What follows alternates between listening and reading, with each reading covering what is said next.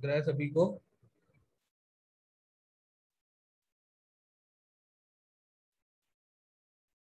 Screen share.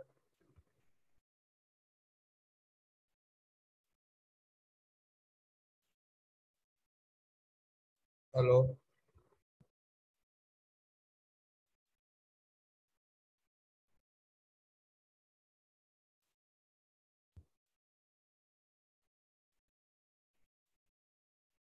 Hello hello. Yes sir, दिख रहा है। सभी को क्लियर है ना? Yes sir. स्टार्टिंग सबसे पहले सब्जेक्ट करी है अपन ने शल्य की। कुछ 4th ईयर है, उनके पेपर अभी एक्सटेंड हो गए हैं, इसलिए उनको फाइनल ईयर के सब्जेक्ट्स में हेल्प मिलेगी, है ना। और हमको पीजी के लिए भी पढ़ना ही है, इसलिए पहला सब्जेक्ट स्टार्ट है शल्य। शल्य तंत्र के नोट्स के लिए आप लोग को पीडीएफ भेज दी गई है ग्रुप पे। तो जब कंफर्म हो जाएगा आप लोगों को, तो आप उसकी पीडीएफ का प्रिंट निकाल लेना, पूरी भेज देंगे, है ना। यहाँ से स्टार्ट है। सबसे पहली चीज ये दी हुई है उसमें शल्य तंत्र की डेफिनेशन। अब डेफिनेशन को रीड करना है। तत्र शल्यम नाम विविध तृण काष्ठ पाषाण पांशु लौह लोष्ट अस्थि बाल नख पूय श्राव दुष्ट व्रण अंतर्गर्भ शल्य उद्धरणार्थ यंत्र शस्त्र क्षारग्नि प्रणिधानात् व्रण विनिश्चयार्थ। जहां जहां इन सब चीजों के बारे में या इन सब चीजों से चिकित्सा करने का विधान होगा, उस शास्त्र को शल्य तंत्र कहते हैं। अब पीजी के पॉइंट ऑफ व्यू से क्या इंपॉर्टेंट है? पीजी के पॉइंट ऑफ व्यू से उसको रटना इंपॉर्टेंट नहीं है। तो पूछेगा नहीं आपको शल्य तंत्र की डेफिनेशन क्या है। कभी ये पूछ सकता है वो कि ये जो कहीं भी एक कोटेशन उठा के काष्ठ पाषाण पांचु लोह शास्त्री किस डेफिनेशन का है या किससे संबंधित है, ऐसा पूछ सकता है। तो ऑप्शन देगा शल्य शलाक कौमार्य स्त्री, ऐसा। तो देख के आपको ये कोई को भी सबको समझ में आ रहा है कि ये शल्य की बात हो रही है ना। तृण काष्ठ पाषाण पांचु लौह लोह अस्थि बाल नख पूय श्राव, ये सब क्या है?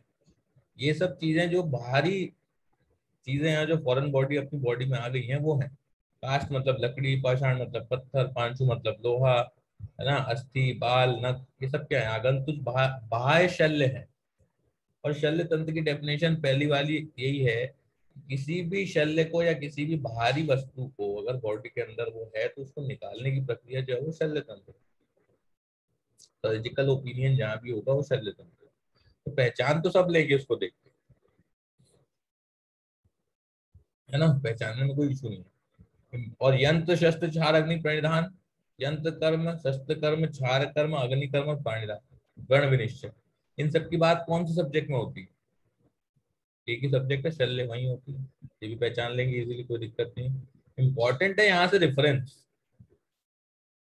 आप जैसे भी मैं रेफरेंस बोलूं, तो रेफरेंस के ऊपर आर अपॉन एफ लिख लिया करो। यहाँ पे आर अपॉन एफ लिखो।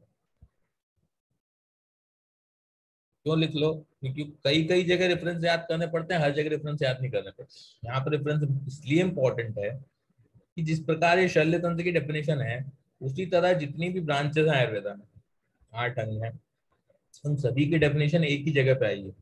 इसलिए वो चैप्टर इंपॉर्टेंट हो जाता है। और वो चैप्टर क्या है? सुश्रुत सूत्र एक। बस इतना याद रखना। सुश्रुत सूत्र एक में सभी चीजों की डेफिनेशन आई। ऐसा नहीं कि ये शल्य है इसलिए सुश्रुत सूत्र एक में आई। अगर कौमार की भी डेफिनेशन होती, आय चिकित्सा की भी डेफिनेशन होती, तो भी वो सुश्रुत सूत्र एक में ही लगती, क्योंकि सुश्रुति एकमात्र ऐसे सर्जन है जिन्होंने 8 अंगों की डेफिनेशन एक साथ बताई। बाकी सबने अपने अपने अंगों की बताई, जैसे चरक ने कहा चिकित्सा बोला, इनने ये बोला, लेकिन सुश्रुत ने पूरे 8 अंगों को डिवाइड किया। तो अब ये याद रखना पड़ता है कि आयुर्वेद के 8 अंगों की डेफिनेशन एक साथ कहाँ आई है? तो पहले चैप्टर में ही आई है, सुश्रुत सूत्र एक। उसके ऊपर लिखो वेदोत्पत्ति अध्याय। पहले चैप्टर का नाम क्या है? वेदोत्पत्ति।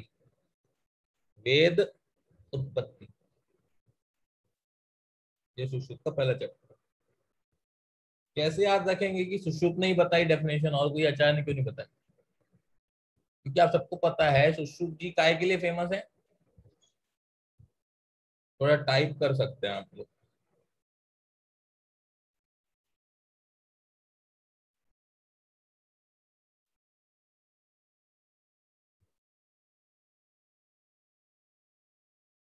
सुश्रुत जी किस लिए फेमस है, या सुश्रुत का कौन सा स्थान फेमस है?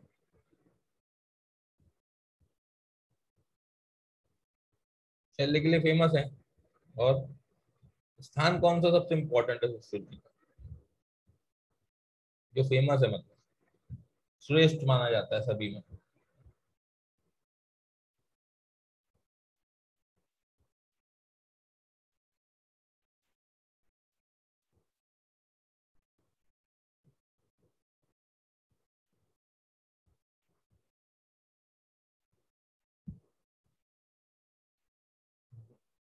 सुश्रुते शारीरे श्रेष्ठ, पूज्य स्थान वाग्भट का श्रेष्ठ है, और चिकित्सा स्थान चरक का श्रेष्ठ है, और निदान स्थान माधव का श्रेष्ठ।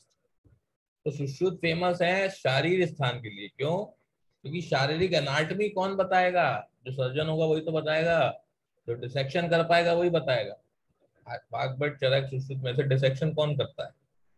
सिर्फ सुश्रुत करते हैं, क्योंकि वो सर्जन है, और जो डिसेक्ट करेगा वही तो एनाटमी क्लियर बता पाएगा। इसलिए शारीरिक स्थान सुश्रुत का बहुत फेमस माना गया है। तो जितने भी शारीरिक के क्वेश्चन होते हैं वो बाय डिफॉल्ट सुश्रुत से अटेम्प्ट होते हैं। तो शरीर को 8 भागों में बांटना, शल्य तंत्र, स्त्री तंत्र अलग, काय चिकित्सा अलग, कौमार वृत्त अलग, और रसायन अलग, वाजीकरण अलग, ये कौन करेगा? जिसकी एनाटॉमी सबसे अच्छी होगी वही करेगा ना। जैसे मॉडर्न में सिस्टम वाइज बांट देते हैं, मस्कुलोस्केलेटल अलग, सेरेब्रोस्पाइनल अलग, है ना, जीआईटी अलग। वैसे ही अपने यहाँ ऐसी ये 8 ब्रांचेस है। उसको बांटने का काम सुश्रुत इसलिए करेंगे क्योंकि वो शारीर में श्रेष्ठ है, एनाटॉमी में श्रेष्ठ। ऐसे दोनों चीज याद हो जाती है कि 8 अंगों का विभाजन कौन किया, सुश्रुत ने किया, और सबकी डेफिनेशन भी अलग अलग कहाँ थी, सुश्रुत से। ये क्लियर है? विदाउट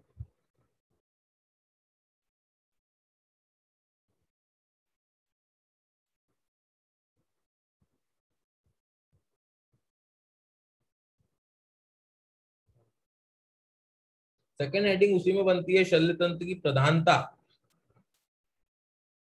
है ना। शल्य तंत्र को प्रधानता क्यों क्यों है, इसको अब इतना प्रधान माना गया शल्य तंत्र, है ना।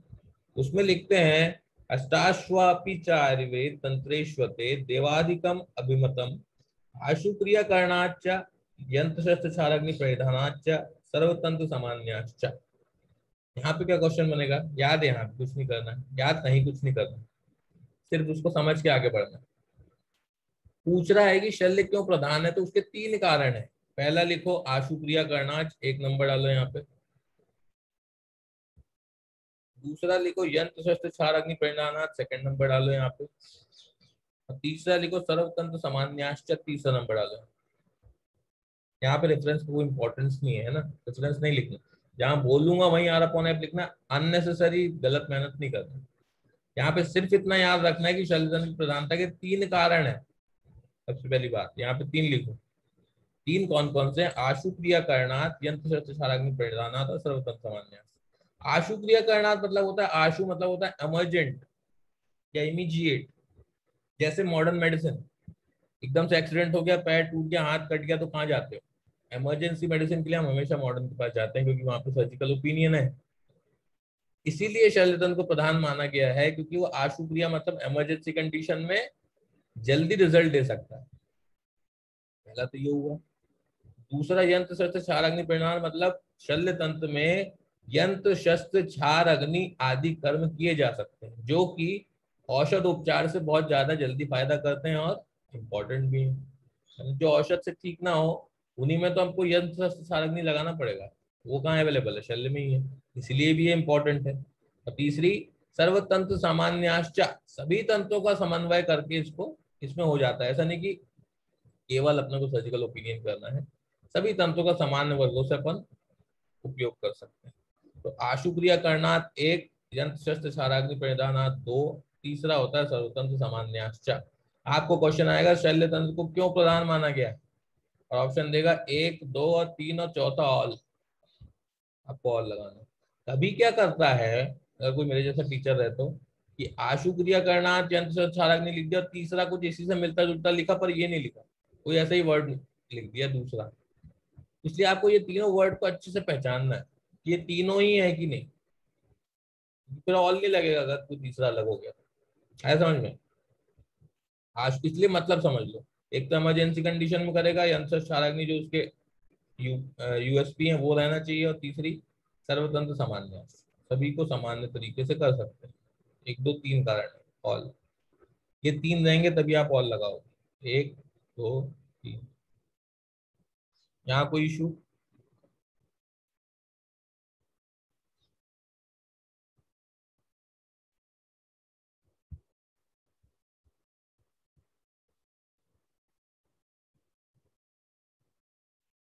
और ये आपके फोर्थ ईयर के ऑब्जेक्टिव्स में बहुत बनते हैं ऐसे क्वेश्चन, यहीं से बनेंगे। फोर्थ ईयर के ऑब्जेक्टिव्स के लिए आप चिंता ही मत करिए, जितने सब्जेक्ट्स आपके पेपर के पहले हो गए आपके ऑब्जेक्टिव मतलब उतने क्लियर है, क्योंकि इससे बाहर से नहीं बनता। तीसरी हेडिंग आती है शल्य तंत्र का महत्व। महत्व मतलब इंपॉर्टेंस क्या है? तो शाश्वतम पुण्यम स्वर्गीयम यशस्यम आयुष्यम वृत्ति करचैति, है ना। मतलब नहीं समझना है, सिर्फ अगर श्लोक आएगा तो पहचानना है कि ये किसका श्लोक है, ऐसा क्वेश्चन पूछेगा। शाश्वतम पुण्यम स्वर्गीयम, केवल पुण्य को अंडरलाइन करो, पुण्य को अंडरलाइन करो, और नीचे लिखो वही सेम श्लोक, लेकिन उसमें पुण्यम की जगह पुण्यतमम लिख दो, पुण्यतमम, शाश्वतम पुण्यतमम, और आगे डेट डैश कर दो, क्योंकि जो पहचानना है सिर्फ वो लिखो, बाकी चीज का को लिखो। तो शाश्वतम पुण्यम स्वर्गीयम यशस्यम आयुष्यम वृत्ति करोति, ये श्लोक अगर आया तो आप पुण्य देख के पहचान जाना कि ये शल्य तंत्र का है, और इसी से मिलता जुलता एक पुण्य तमम वाला श्लोक। तो पुण्य तमम मतलब तम मतलब क्या होता है? गुड बेटर बेस्ट की सुपरलेटिव डिग्री होती है ना, तो अपने आप ही ऐसे ही होता है आयुर्वेद। तरतम, तर मतलब बेटर, तम मतलब बेस्ट। तो अब पुण्य खाली लिखा हुआ है यहाँ पे, और एक में लिखा है पुण्यतम, तो कौन बेस्ट हुआ?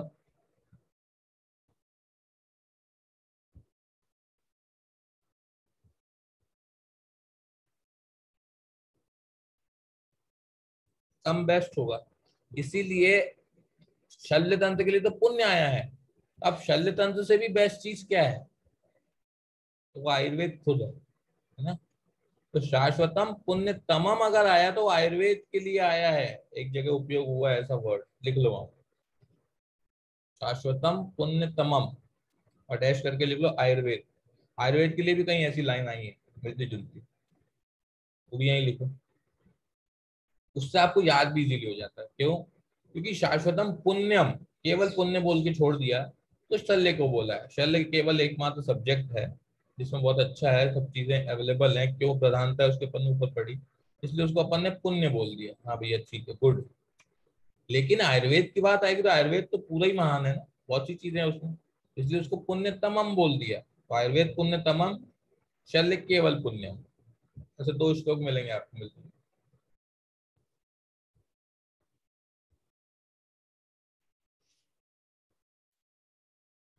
क्लियर?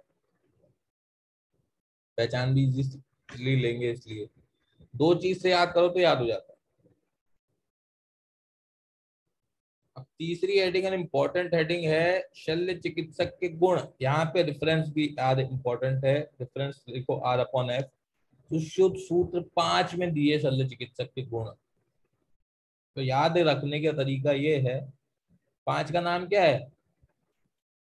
ऑलमोस्ट आप लोग फाइनली की तैयारी कर ही चुके थे, एग्जाम बढ़ गया था।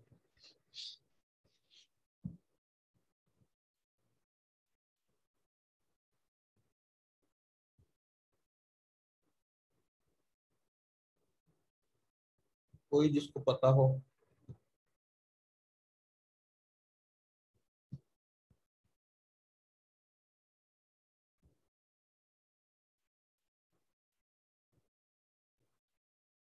चलिए कोई बात नहीं, एक दो महीने में आप पूरे नाम याद हो जाएंगे।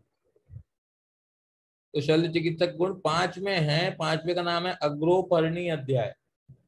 अग्र उपहरणी अध्याय, अग्रोपर्णी। तभी संहिताएं खरीद लीजिए, नहीं खरीदी होगी,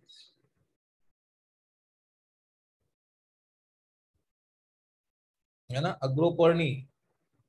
तो अब रेफरेंस याद कैसे रखें? तो ऐसे याद रखेंगे कि संख्यावाचक क्वेश्चन भी बनता है कि शल्य चिकित्सक के कितने गुण बताए सुश्रुत ने, तो बताए हैं 6, तो कहाँ बताए 5 में, ऐसा याद रखना। शल्य चिकित्सक के गुण 6 हैं लेकिन बताए 5 में, ऐसा याद हो सकता है। टोटल गुण शल्य चिकित्सक के 6 हैं लेकिन बताए हैं 5। इसके बाद चलते हैं अपन गुण पे, क्या क्या है। तो सोडियम पे लिखो 1, सोडियम 1, आशुक्रिया 2, शस्त्रतैक्ष्ण्यम 3, अश्वेदम 4, अवेपतु 5 और असमोहश्च 6। वैद्यश्च शस्त्रकर्माणि शस्यते। पहले तो 6 को अलग अलग करो, संधि विच्छेद कर, एक एक गुण पे क्वेश्चन बनता है क्योंकि इंपॉर्टेंट। तो समझ में क्या क्या आ रहा है वो चीजें मत करो। आपको लगता है पढ़ने में कि हाँ ये समझ के कि हाँ ये तो होना ही चाहिए ऑब्वियसली, तो वो समझ में आता है, तो वो चीजों को ध्यान मत दो। जैसे शौर्यम, शौर्य कोई भी वैद्य होना ही चाहिए, है ना। शौर्य नहीं होगा तो सर्जरी कैसे करेगा। शौर्य ठीक है। आशुक्रिया भी ठीक है, इमरजेंसी कंडीशन में करते हैं या करते आना चाहिए काम उसको, शौर्यम आशुक्रिया। शस्त्र तीक्ष्ण मतलब शस्त्र को तीक्ष्णता से चला पाए, ये भी ठीक है। अब ये जो है ना, ये स्वेद वेपतु, ये अपन जब बुक में पढ़ते हैं या अभी नोट्स में पढ़ रहे हैं, तो अपन ये पढ़ते हैं कि श्वेत वेपतु जो है वो अपने को ये दिखती है लाइन, यहाँ भैया श्वेत और वेपतु भी था उसमें। अब वो ऑप्शन में क्या देता है आपको कि निम्न में से शल्य चिकित्सक के गुण कौन से नहीं है, और ऑप्शन क्या देगा, शौर्यम देगा, आशुक्रिया देगा, श्वेत देगा और असमोहश्च देगा। तो आप क्या लगाओगे। आपको लगता है कि यहाँ श्वेत तो दिखता है यार श्लोक में, लेकिन वो अश्वेत है बेसिकली। अश्वेत मतलब शस्त्र चलाते समय या सर्जरी परफॉर्म करते समय उसको पसीना नहीं आना चाहिए, अश्वेत होता है। स्वेद तो दोष हो गया, स्वेद आएगा तो वो तो दोष हो गया, गुण कैसे हो। तो यहाँ पे अश्वेत लिखो। और वेपतु मतलब होता है हाथों का कांपना, तो वेपतु होना गुण होगा कि दोष होगा, मतलब उसके हाथ कांपेंगे, वो दोष है कि गुण है।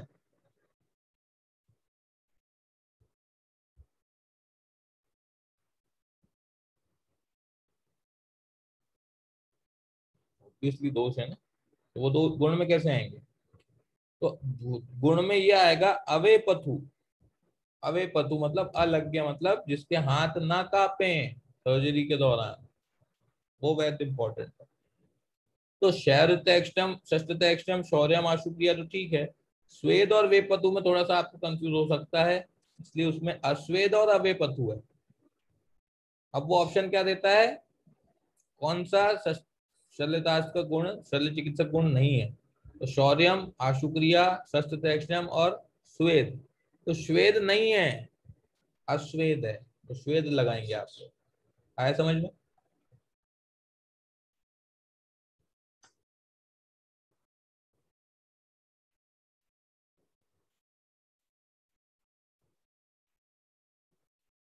और लास्ट आता है असमोहश्च। असमोहश मतलब मोहता का ना होना। मोह अगर रहेगा या मोह माया में लिप्त रहेगा तो वो सर्जरी कैसे परफॉर्म कर पाएगा। अगर कोई किसी पर्सन से उसको मोह है तो वो उसको कैसे पेनफुल कंडीशन में रख पाएगा ना। इसलिए मोह नहीं होना चाहिए, असमोह। यहाँ भी अ लगा है, वो मोह भी दे सकता है आप, इसलिए आपको बहुत अच्छे से पता होना चाहिए वर्ड का मीनिंग क्या है। तो असमोह, अवेपतु, अश्वेत, बाकी तो समझ में आता है। शस्त्र तीक्ष्णता से चलाए, शौर्य हो और आशुक्रिया कर सकते। डिफरेंस क्या है, 6 गुण है लेकिन 5 में बताया। क्लियर।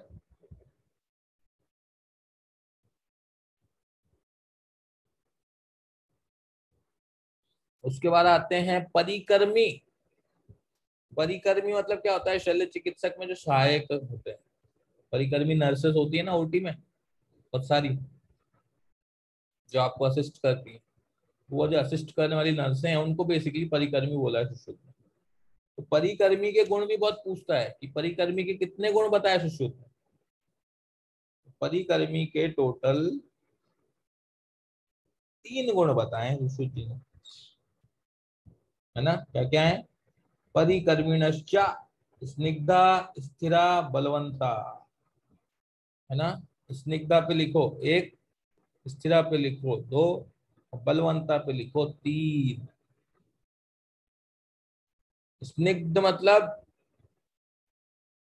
स्मूथली काम करे, है ना, वैसा वर्ड है, वैसा मीनिंग है इसका। क्योंकि ओटी में आप काम चला नहीं सकते, स्मूथ काम होना। स्थिरा मतलब स्थिर हो, पेशेंस वाली हो। और तीसरा होता है बलवंता, मतलब थोड़ी बलशाली भी हो, क्योंकि वहां पे ऊपर नीचे रखने का सामान भी तो होता है, पेशेंट को भी शिफ्ट करना पड़ सकता है कभी कभी, तो उसमें इतना ताकत हो कम से कम। तो तीनों का मतलब होता है BSS। लिख लो यहाँ पे, परिकर्मी के गुण याद कैसे होंगे? BSS। BSS नाम का एक कॉलेज है भोपाल में, देख पता है सबको?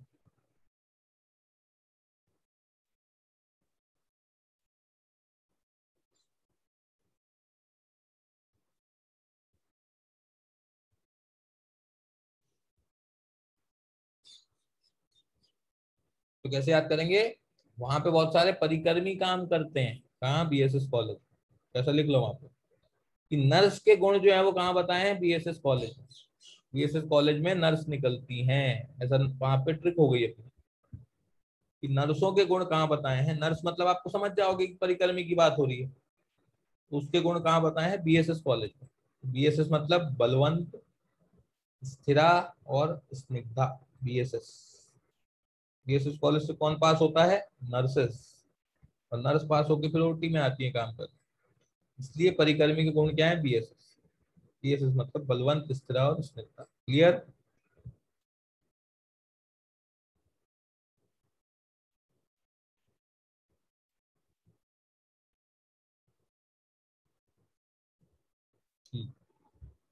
ये शल्य चिकित्सक के जो गुण लिखे हैं ऊपर, अपन ने पढ़े अभी 6, उसके नीचे 1-2 चरक के भी लिख लो। चरक ने भी 1-2 वैद्य बताए हैं, पता होगा आपको। एक प्राणाद वैद्य होता है, प्राणाद वैद्य। प्राणाद वैद्य के 4 गुण बताए चरक ने।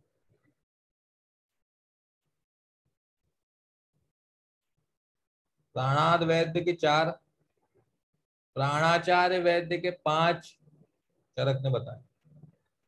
इनके रेफरेंसेस सब अपन सूत्र स्थान पढ़ेंगे तो याद हो जाएंगे आपको। अभी सिर्फ लिख लो, मिलता जुलता है क्योंकि प्राणाचार्य के 5 गुण बताए चरक ने, प्राणाद वैद्य के 4, एक राजाद वैद्य भी होता है, उसके भी 4 ही बताए।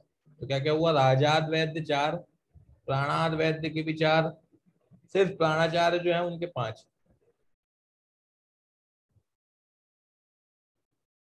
है ना। तो वो 3 को याद करने का भी होता है। राजाद वैद्य और प्राणाद वैद्य एक जैसा दिख रहा है, तीनों वर्ड है एक जैसे हैं, राजाद भी और प्राणाद भी, इसलिए उनके गुण भी एक जैसे हैं, 4-4। प्राणाचार्य बड़ा वर्ड हो गया, तो बड़ा है इसलिए उसके गुण भी बढ़ गए, 4 से 5 हो गए। प्राणाचार्य के 5। शल्य चिकित्सक के तो आपको पता ही है 6 गुण। क्लियर?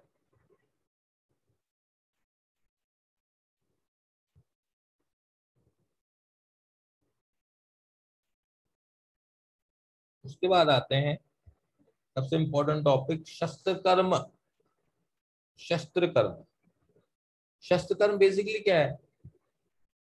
Operative procedures. कितने प्रकार के ऑपरेटिव प्रोसीजर्स हो सकते हैं, है ना। जैसे मॉडर्न होता है dilatation, suction, drainage, cut and drainage, है ना।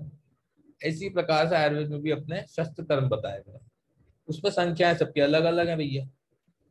सबसे पहले चरक दिया हमने बोला 6, कुशुद जी बोलते हैं 8, हृदय जी बोलते हैं 13, संग्रह जी बोलते हैं 12। पहले तो इनमें और इनमें फर्क कर लो। हमेशा याद रखना आयुर्वेद में चरक सुश्रुत जो है वो पुराने जमाने के लोग, चरक सुश्रुत पुराने जमाने के, और अष्टांग हृदय और संग्रह नए जमाने के। ठीक है ना। चरक सुश्रुत में भी पुराने कौन है? सबसे सबसे पुराने चरक, उनसे थोड़े से नए सुश्रुत। और हृदय और संग्रह में भी संग्रह जी जो है वो बूढ़े हैं नए लोगों में, इसलिए वो बूढ़े हैं। हृदय जी जो है वो आजकल के लोग हैं, जवान। ये कंसेप्ट समझ क्लियर रखना, बहुत सारे क्वेश्चन से क्लियर हो। अब ये पुरानी जनरेशन और नए जनरेशन में इसलिए फर्क इतना है क्योंकि पुराने टाइम पे 6 8 8 या 6 ही प्रोसीजर होते थे, ऐसा आता है ना।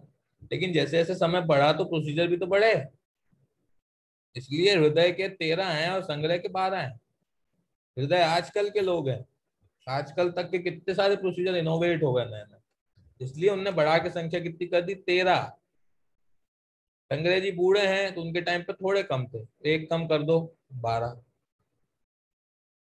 सुश्रुत जी तो याद करने ही पड़ेंगे, सुश्रुत जी के इंपॉर्टेंट। अगर बिना रेफरेंस के पूछे आपसे कि शस्त्र कर्म कितने होते हैं तो किसका रेफरेंस लगाओगे शल्य के क्वेश्चन में?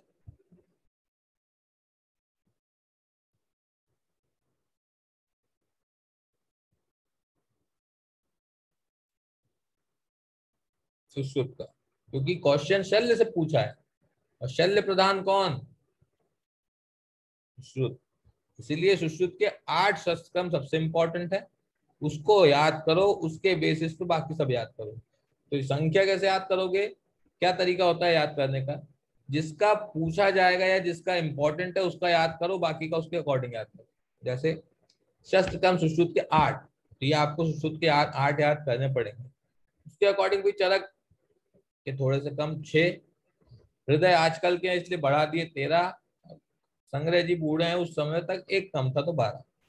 संख्या ऐसी याद करनी पड़ती है। अंदर चलते हैं। सुश्रुत चरक के 6 कौन से? पाटन, व्यदन, छेदन, लेखन, प्रच्छान, सीवन। अभी एक जैसे होते हैं, बहुत दिक्कत होती है शस्त्र कर्मों में, इसलिए ध्यान से लिखना उसको तो याद हो जाएगा। अब चरक के 6 हैं, पाटन, व्यदन, छेदन, लेखन। मतलब ऊपर लिख लो, ऊपर लिख लो ऐसा, पाले वेछे, एक वर्ड में लिख लो, पाले वेछे मतलब पाटन, लेखन, वेछे मतलब व्यधन और छेदन। ऐसे ही याद रहेगा, वेदन छेदन करके सब घूम जाएगा क्यों? तो क्लियर लिखो चरक के सामने, पाले वेचे, पाले वेचे प्रच्छान सीवन। ऐसा फ्लो में बोलो तो अपने आप याद हो जाएगा। चरक का क्या है? पाले वेचे प्रच्छान सीवन। वो भी मैं याद करा दूंगा कि पाले वेचे चरक का क्यों है, उसका क्यों नहीं, है ना। पाले वेचे प्रच्छान सीवन मतलब चरक। ये 6 शस्त्रकम चरक के याद हो गए आपको। क्या? पाले वेचे प्रच्छान सीवन। सुश्रुत के 8 क्या है? सुश्रुत के 8 होता है भेदन, व्यदन, छेदन, लेखन, ऐषण, आहरण, विश्रावण और सीवन। इंपॉर्टेंट है क्योंकि चरक के अकॉर्डिंग 2 एक्स्ट्रा बताए इनने और कुछ कुछ चरक के नहीं माने, जैसे प्रच्छान नहीं माना चरक का। तब कैसे याद करोगे, क्वेश्चन तो पूछेगा।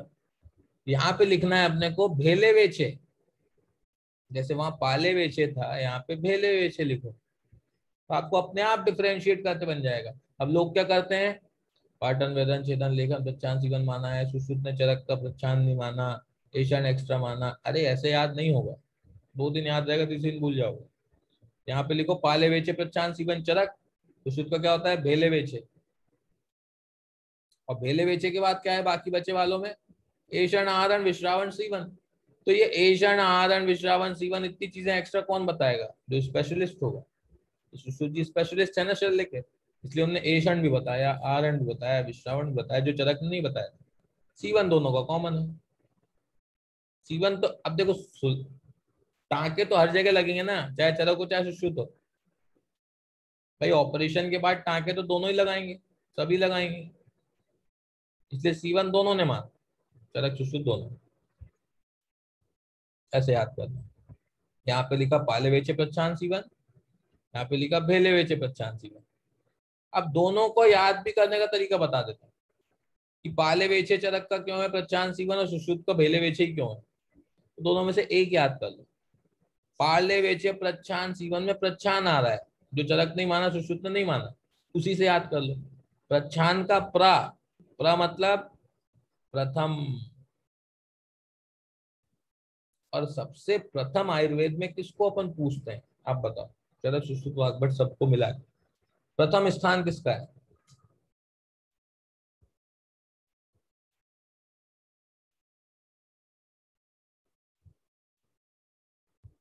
चरक का है ना, इसमें कोई डाउट है क्या? इतना क्यों सोच रहे हैं? पूरे आयुर्वेद में सबसे ज्यादा पूजनीय और प्राथमिकता चरक जी को दी गई है, इसीलिए प्रच्छान या प्रथम वाला श्लोक किसका है? चरक का। बस अब दोनों में कंफ्यूजन खत्म हो गया। क्या होता है एग्जाम में, मैं बताता हूँ आपको। आपको याद पूरा रहता है, षष्टक्रम आएगा, आपको दिमाग में क्या घूमेगा? हाँ चरक, हाँ पाले वेचे प्रच्छान सीवन है, बेले वेचे ईषण आरम विश्रावण सीवन। लेकिन अब किसका क्या है, हाँ याद ये नहीं आता। तो अपन ने ये याद कर लिया कि प्र से प्रच्छान, प्र से प्रथम, मतलब प्रच्छान वाला श्लोक किसका है? चरक का। इतना अपने को पता चल गया। तो पाले वेचे प्रच्छान सीवन, प्रच्छान किस में आ रहा? ऊपर वाले में, पाले वेचे में। पाले वेचे वाली लाइन चरक की, जिसमें प्रच्छान नहीं आ रहा वो सुश्रुत की। बाय डिफॉल्ट याद हो जाता है दूसरा वाला, दोनों याद नहीं करना पड़ता। क्लियर हुए दोनों के? पाले वेचे चरक, भेले वेचे सुश्रुत। और एक तरीका बता, नहीं याद करना तो, पाले वेचे मतलब चरक का है, भेले वेचे मतलब सुश्रुत का है। तो प से पुराना, प से पाटन। पुराने कौन है दोनों में से? चरक सुश्रुत में चरक है ना, इसलिए पाले वेचे वाला श्लोक चरक का है। पाले वेचे वाली ट्रिक चरक की, भेले वेचे वाली बच्ची तो किसकी होगी? सुश्रुत की होगी ना, और किसकी होगी? अब क्लियर है?